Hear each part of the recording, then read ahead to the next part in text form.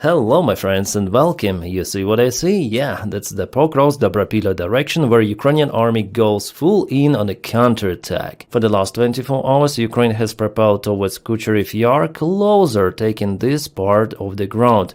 Also from Vilna there was the counterattack of Ukrainian army, plus the fights are now going in this encircled direction. Why encircled? Because Russian army was trapped here. So I guess that in the coming days we're gonna see this update, and the Russians, they have nowhere to go, especially those who are located now in Kucherov Yar. By the way, their Ukrainian army is also counterattacking. The fights are going for this piece of land. So little by little, Ukraine increases the pressure on Russian forces which were trapped in this region. And it is happening every day. This update was released the day before yesterday, so the previous one, where Ukraine not yet been able to capture this territory, or it's better to say liberate if we speak about the Ukrainian army counteroffensive, not the Russian one. And here there was also further movement as for today. But here we see that Ukraine already moved towards Vladimirivka, yes, with infantry forces, backed up by Ukrainian drones, which definitely means that all of those Russian strikes, they basically failed towards the same village. Let's go to interactive map, also from the same analytic Michael73. The link for his media is in the video description just below. Thank you Michael73 for doing this job, analyzing all of the drone videos and geolocating what is actually happening on the front lines. And you may see how many of the Russian vehicles definitely were lost here. It is absolute craziness. Actually, I haven't seen those vehicle losses in Ruzzian and near Boykivka. Let's check it out.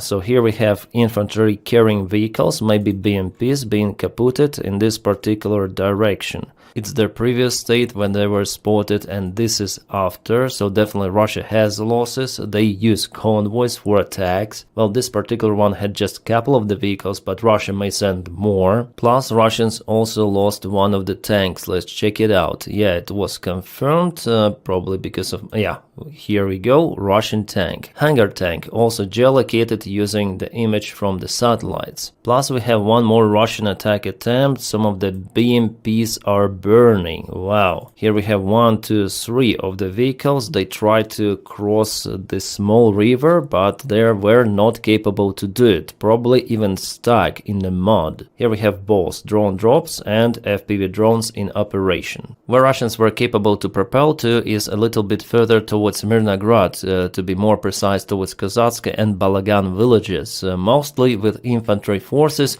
All of the vehicles again were kaputted. Russians managed to get the local power station under their control. And this is, yeah, it's MTLB, which they used to get to that position. It was destroyed by Ukraine, but after all, Russians managed to land their infantry forces, as I told you, with some of the extra reinforcements. A couple of more of the vehicles, they were kaputted also on the way. And judging on this video, I'm telling you that infantry wasn't capable to land at this power plant from this maneuver. They went to the local forest line, and later on Ukraine tried to flatline those Russian soldiers with the help of the drone drops, which are pretty much effective. So this is a very heavy fighting zone. But still, I'm very happy that Ukraine has initiative and advantage in this northern direction, Dobropilya, and there is the chance actually to go to Novotorezhsk once again and to jam Russian forces from two of the sides, creating, as people call it, a snowman. Why snowman? Because from the rabbit, with two of the attack vectors on the north, yeah, it was looking like a rabbit.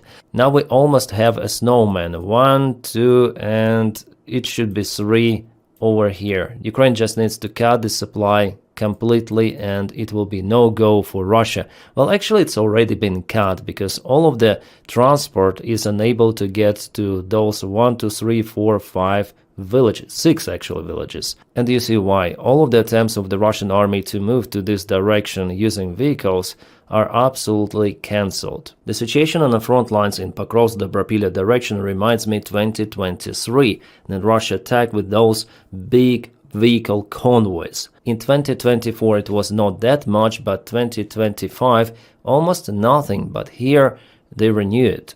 And you know, I look at this military map and I compare it to the information which we obtained from Ukrainian intelligence and Ukrainian officials before, including President Zelensky, who stated that Russia is getting ready for the massive attack in autumn, And is it really happening? Yeah, if it is like that, it means that it sucks. Because really, Russia, what is happening? You have so incompetent command.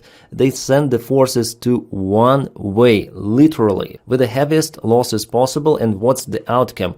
What they took recently, they put Vladimirovka into the gray area. Well, okay, Ukraine started one more counterattack here. They propelled to Shakhova, but Ukraine cancelled everything of this. So maybe it's the only here. Yeah, it's the only profitable direction for Russia where they were capable to land the forces who run out of the burning vehicle towards this power station or the local forest patch or those buildings. That's it. There is no freaking success for Russians. And if you calculate all of those vehicles, by the way, there was one more convoy here. It is really hard to even describe and judge those Russian losses. And Russian military bloggers, they also scream about it. Some of the more or less independent bloggers. They say, what are we doing? We want to get again Zoloty Kolodes, a Ukrainian defense line, to break through here, but it's too late. You know, there was the partial success of the Russian army, and by that time, the same day, Russians broke through Ukrainian defense, gaining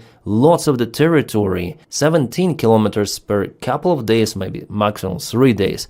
By that particular time, Russia should have sent reinforcements, but they didn't have a thing here. And I would say that this thing was a pure lack for Russians. Ukraine simply didn't have enough infantry forces to protect this part of the front lines.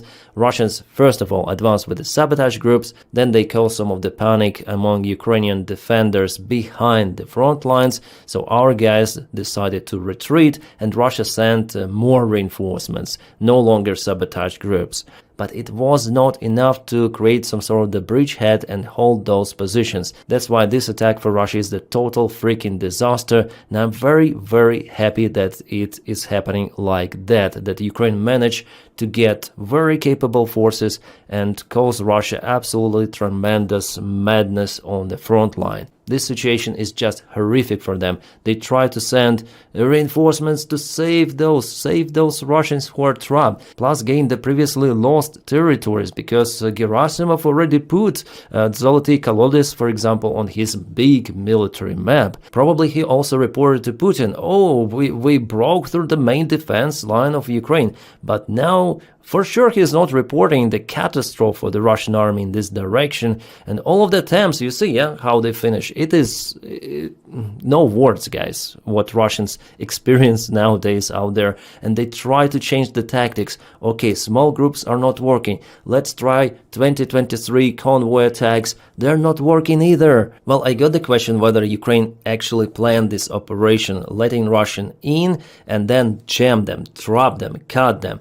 No, it was not planned like that, but it happened. And again, I'm very, very satisfied about the current situation.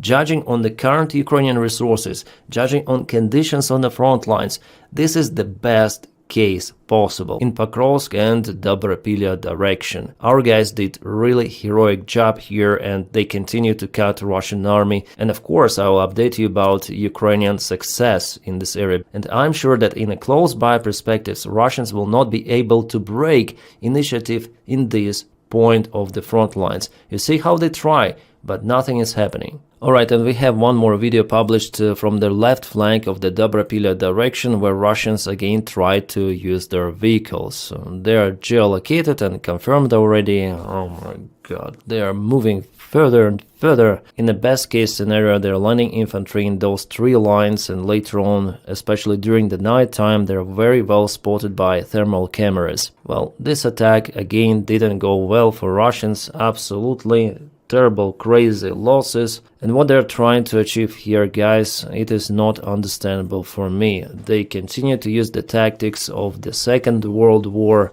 even though Ukraine has lots and lots of the drones. Well, still, it's better not to underestimate our enemy, Russia. They also have drones, they also have assault forces, aviation gliding bombs, and there are losses for Ukraine as well. In this particular direction, There are more losses for Russia, obviously, but if we check out analytics, military maps, and also Russian channels, they also show similar videos, with less of the vehicles. Mostly they hit Ukrainian infantry, plus artillery and supplies behind the front line, because they have those kind of the drones like Landsats. Plus they have long-range fiber optic drones, and they were capable even to hit some of the vehicles in Kramatorsk, which is pretty much far away from the front lines, and I published one of those videos on my channel. So the threat from Russia is really huge, and I still do not understand how Ukraine is capable to withstand this massive attack. I mean, in general, those strikes from Russia. Well, as I continue to say, the incompetence of some of the Russian local commanders and generals plays in favor for Ukraine. If Ukraine had all of those resources that Russia has, Ukraine would have occupied or deoccupied its own territory very fast. But Russia, despite all of those things, they're still bogged down in Ukraine quite significantly, because Ukraine developed its forces, drone army, and Ukraine has a way more competent command compared to Russians. But still, do not underestimate Russians.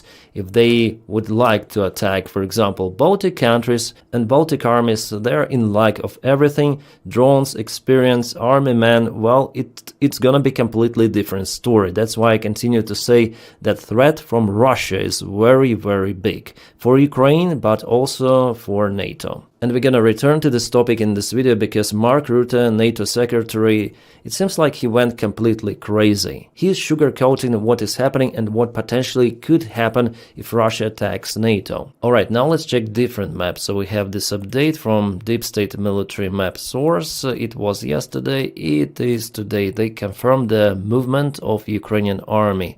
But also, as we know already, Ukraine advanced towards Pankivka from this direction, so it should be at least colored. Well, it's already in a gray zone, that's why they do not specify it, And we have detailed review of Vladimirivka if we zoom in really there. So this is the vector of Ukrainian counterattack towards Mayak village. Before, Russians tried to get to destroy the bridge over there, but they failed. Also, they moved to Vladimirivka using this road, and partially they turned the forces into Vladimirivka from north, but also they were kaputted, and there could be still presence of some of the separate infantry units just occasionally.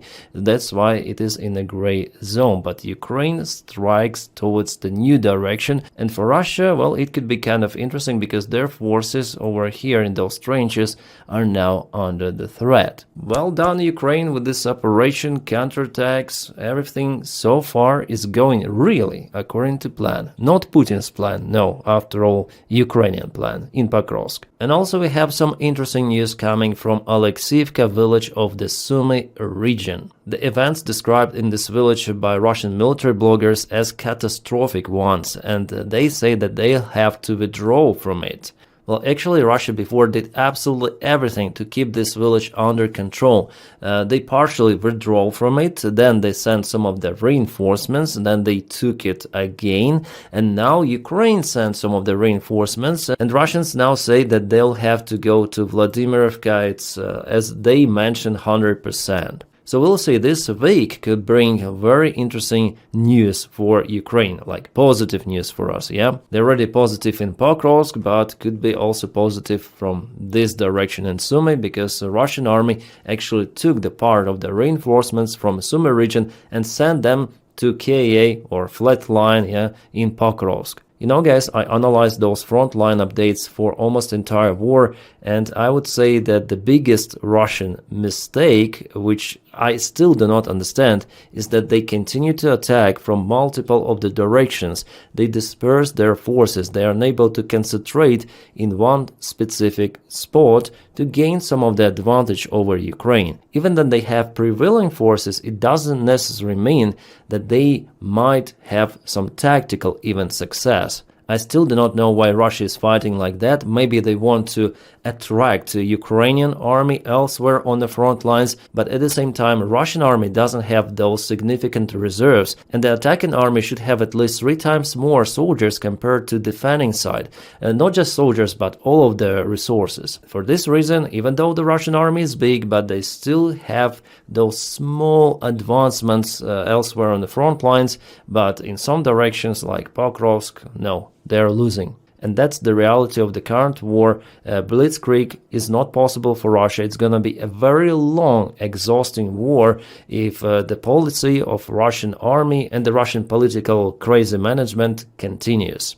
The place where Russia now attacks is over here in Dnipropetrovsk region, and somehow they were capable to expand the gray area in Oleksiivka. Actually, according to my information, they didn't go here from this place, they went from Verbove village with some of the sabotage group that counted many of the soldiers actually.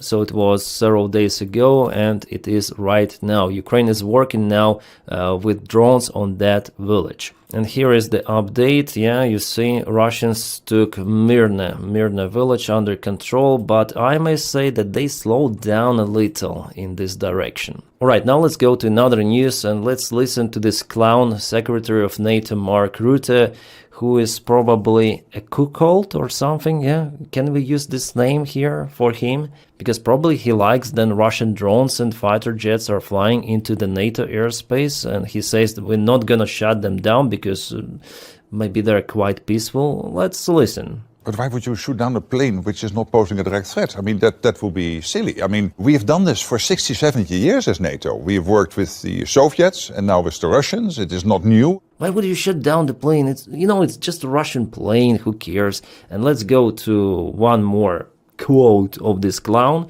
and later on I'm gonna tell you what I think, literally. Well, I think I already mentioned my opinion about this particular topic, but I want to say more, like expand this question, yeah? But obviously, let's not overstate what Russia is capable of. And we know that their fighter jet pilots are famously not successful in steering these fighter jets, and their captains do not know how to lower an anchor. So, given all the stuff they create on the seabed. So he continued to tell that we are so mighty as a NATO organization that Russia is just not capable to even reach our level. Their fighter jet pilots they're crazy. Balalaika, vodka, let's go fly, ooh, wow. Ruta, it's not like that. And I'm sure that in case of the full-scale conflict between Russia and NATO, NATO will be very surprised because they are not freaking ready, and they show that they are not ready. And this rhetoric actually encourages Putin. Let me tell you what I mean. Let's start from Putin, yeah, and how he threatens sometimes NATO, Western countries, of how he and Russia might use nuclear weapons. It is happening through many of the voices, sometimes kind of rare, but we heard from Putin. Since Donald Trump was elected, it's not happening every interview because Donald Trump simply doesn't like this, as he calls, N-word, which means nuclear. So Putin lowered this rhetorics, and indeed, Russia has lots of the nuclear weapons. Arsenal is damn huge. Russia is the first nuclear country. They have more nuclear warheads than United States of America. So everyone knows the potential that Russia definitely might use all of this stuff and destroy entire world. But at the same time, I guess all of the world leaders understand that Russia is not interested really to use those nukes. After all, you see, having this capability and willing to use all of that stuff is not the same thing. And we see it in the history of this war, that many times Russian red lines, then Putin stated, okay, we're gonna use the nukes, all of those lines have been crossed. Now with Tomahawk, there's going to be maybe one more red line. I just hope that the United States will supply to Ukraine at least few of the Tomahawks, because they could be very, very successful against some of the Russian military infrastructure. Especially, I think the main target could be the factory where Russia produces Shahid drones. But let's speak about Putin. World leaders also understand that Putin lives kind of the luxury life. He is not that outcast. He is not like that religious fanatic dictator. No, he likes money. He likes luxury stuff. He has lovers and unregistered kids from those lovers. No, he lives normal, fancy life. So probability for him to use nukes and kaput everything around, also the stuff that he likes and loves, well, this probability is very low. Unlike, for example, with Iranian dictators, or as it was already with Afghanistan guy Osama bin Laden. Then he was actually forced to live in a cave after what he have done. So it was definitely a fanatic mindset. So he sacrificed his normal living for some really terrible event as for us, but for him it was a huge achievement that was worth his comfort life. For Putin it will absolutely not work like that, and people understand that. Donald Trump understands that. So all of that Putin's bluffing about nuclear weapons, it's not serious. Yes, he potentially may use nukes at any freaking moment because he has those. But the probability, it's similar to winning multi-billion-dollar lottery. With Putin, especially because we know his portrait. But the same exact situation is now happening with NATO. Rutte says, we are so strong, we are so mighty, we can destroy like everything. And Russia is not even close to our mighty power. But at the same time, Russian airplanes are flying to the NATO airspace, drones are flying, and NATO is not doing a thing to shut down those drones over their own military bases. Like, what the hell is happening? And Putin sees everything of that, and he understands the bluffing because he's bluffing himself with his nuclear weapons. So he looks at the signal from the Secretary of NATO that Russian airplanes do not possess threat. Okay, next time let's send them deeper into NATO airspace. Let's see, then they will be triggered, by us. Or more drones, more cable cuts, any sort of the sabotage acts. Putin might try to reach those red lines of NATO, which are absent, as we see. So this clown Rutte definitely encourages Russia for this escalation act without being physically capable to defend NATO airspace against drones. Shutting down the Russian airplane in your airspace is pretty much logical. It's the violation of your territory. Doesn't matter if it is ground or air. As Rutte says, no, it's a big difference. No, it's not. It's not according to any sort of the law. According to jurisdiction, your territory is also airspace that goes infinite to the space. So it doesn't even matter at what altitude Russian planes fly. And how do military airplanes are not possessing any threat for your country? They are first of all military. They fly with ammunition, with rockets. They were pictured by your own NATO fighter jets, by pilots. Those images are available in internet. Like, Rutte, what the hell are you talking about? Well, here with those kind of the statements, Rutte confirms my deepest, I would say, fears about NATO organization, that it might be similar to United Nations. They have tons of the bureaucrats, something is happening out there, money are flowing, but what could happen in case of the real escalation? Like, it is already happening, this escalation, and they're doing absolutely zero. Repositioning your fancy F-35 airplanes from one country to another closer to Russia does not resolve this problem because they are not in use against the Russian airplanes. They were used just occasionally against some of the Russian drones. Then they really entered Polish airspace, lots of them, 19 at least, and just 4 were shut down. And Rutte simply doesn't understand the potential threat of the full-scale war on the ground with Russia, because Russian army, it will be successful. At least initially, maybe in the midterm, they will be successful because they have drones. Every kind of the drones, Lancets, Shahids, FPV, everything Russia has. NATO has Nothing. Drone army is not yet been created in any sort of the NATO country. They do not understand, it seems like, what is happening and what kind of the realities are out there. For Ukraine, it is logical. And why Ukraine was capable to stop Russians? Because technologies of this war were developed simultaneously, yeah? Drone technologies, FPV drones, they developed almost at the same time for Russia and Ukraine. That's why it's very hard for those two sides to fight against each other. That's why the front lines are boiling, but Russia is not moving that fast. Little by little, it's taking territories. But imagine Russia drone army is fighting against undeveloped NATO army. Why undeveloped? Because no drone protection for their tanks, vehicles. They still look like they are taken from the parades. Electronic anti-drone warfare just occasionally. Its own drone army is basically absent. Occasional small units who still play drones without real actual military experience. Guys, believe me, if Russia sends at least 1,000 Shahid drones from Belarus border to Baltic countries, and if Russia sends a single drone battalion Rubicon, the most capable they have, but a single battalion to Suwalki corridor, they'll occupy it. It's 100%, it's 1,000%. The threat is way, way bigger than you might even imagine. And NATO chief saying about that stuff, guys, I'm again out of words. I know that I'm emotional about this topic because I see what is happening and I understand those threats. Take those seriously. And what NATO is doing is the worst possible thing. They encourage Putin to attack them, doing nothing about drones and airplanes, and with this stupid, clownish rhetorics. This guy should be fired, absolutely expelled from NATO. He is a stupid clown. Is that they are saying if a plane would pose a threat, we have the authorities to do, if necessary, the ultimate. But if the plane is not posing a threat, we are not going to shoot it down.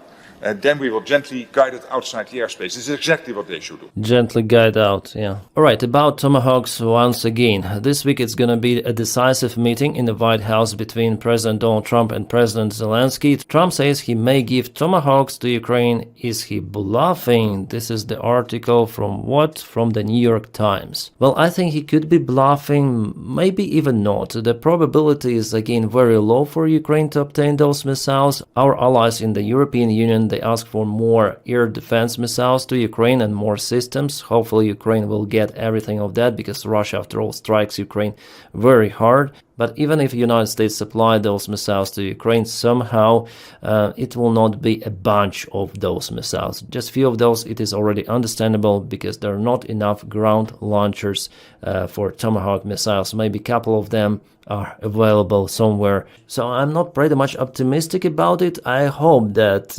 at least few of those will be supplied to Ukraine, so Ukraine could use them against Shahid factories, as I already mentioned you before. But anyways, I'm happy that there is the change in rhetorics of White House and White House officials, because before they just hated Ukraine, they hated Zelensky, and for them it was like clear that Ukraine is unable to win in this war, that Ukraine should obey Russian terms, give up its own territories and make some sort of the peace deal. But now I see that they press Russia more. So Pete Hexon, during the meeting in Europe, he calls for more support of Ukraine. Let's listen to this kind of the short clip. Now, if this war does not end, if there is no path to peace in the short term, then the United States, along with our allies, will take the steps necessary to impose costs on Russia for its continued aggression. If we must take this step, the U.S. War Department stands ready to do our part in ways that only the United States can do. We remain clear-eyed about the fact that the most effective deterrents to Russian aggression are, number one, a lethal, capable, and European-led NATO, and number two, a combat-credible Ukrainian military able to defend itself and thereby continue to deter Russian aggression along NATO's border. Again, peace through strength. I think a few months ago it would be unimaginable to hear it from Secretary of War. Well, he is actually Secretary of Defense. So something died in this forest. Something extraordinary happened that they changed their rhetorics. And I hope that on this wave of testosterone, the Department of War, together with Donald Trump, will give Ukraine Tomahawk missiles. But again, they're not speaking about direct military support, as it was with the previous White House administration. They're telling Europeans to purchase American weapons. That's it. You need to give us money to maintain our military production sector, and maybe we'll do something if Russia attacks you, but no, probably not. I do not believe that the United States under Donald Trump will deploy their forces to protect Baltic countries. No. And hear what Donald Trump tells about his future meeting with Zelensky. We'll be talking about the war with him, and we'll be talking about, I mean, they want to go offensive. I'll make a determination on that, but they would like to go offensive, you know that, and we'll have to make a determination. Interesting. So Ukraine wants to go offensive. I guess offensive deep inside Russia using some of the weapons and not on the front lines, because actually Ukraine doesn't have resources to advance fully strategically on the front lines as Ukraine did in late 2022 in Kherson and Kharkiv oblasts. I think speaking about the war in Ukraine with the current drone technology developments, it's not possible to offense like that, taking huge territories. No. So I think here he meant deep strikes inside Russia to harm Russian military production and refinery capabilities. Whoop. Whoop. Also, Trump said a couple of words about India purchasing Russian oil. So I was not happy that India was buying oil. And he assured me today that they will not be buying oil from Russia. That's a big stop. Now I got to get China to do the same thing.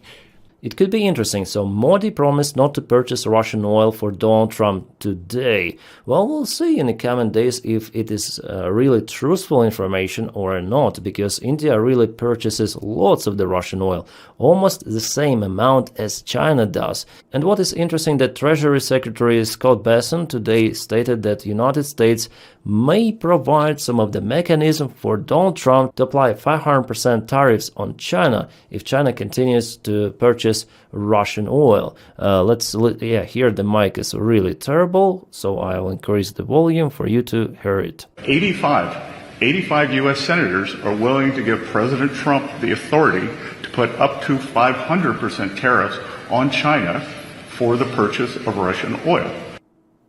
Nice. But still, I do not believe it. Well, maybe on some separate companies of China it is possible, but on entire China, just imagine how it could harm American economy. Well, maybe it's just one more rhetorics for United States of America in this United States-China war. By the way, today Donald Trump really stated that there is an economic war between United States and China. It is ongoing. So it's like one more potential lever which Donald Trump shows to China.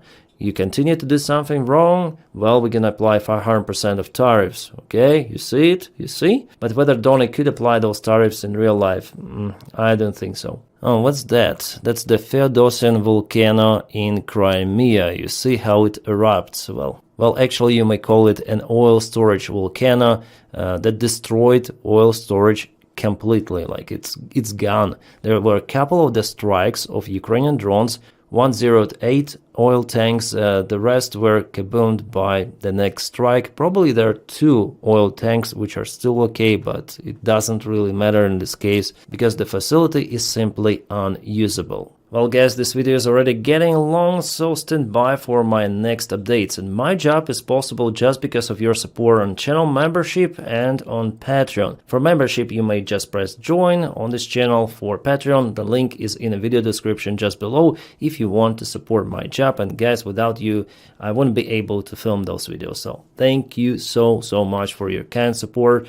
And my friends, I wish you all a peaceful sky wherever you are and have a great time.